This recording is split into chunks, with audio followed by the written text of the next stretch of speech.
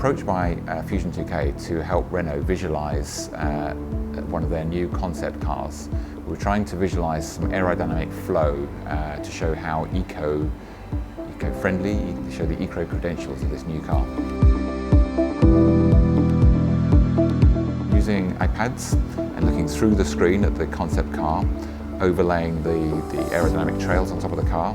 This was done tracking the iPads using an optical motion tracking system. This used multiple cameras around the exhibition stands and retroreflective markers placed on the backs of the iPads. That information was sent to a host PC, which was then sent wirelessly to an app running on the iPads, which enabled us to back calculate where the iPad was in space as users walked around the car, viewing through the screen the view of the concept car, which enabled us to superimpose these digital aerodynamic airflows on top of the car. Renault were very, very happy with the end results. Everyone seemed to be really enjoying the experience, and the augmented reality really added a sort of a layer of digital magic to the whole experience.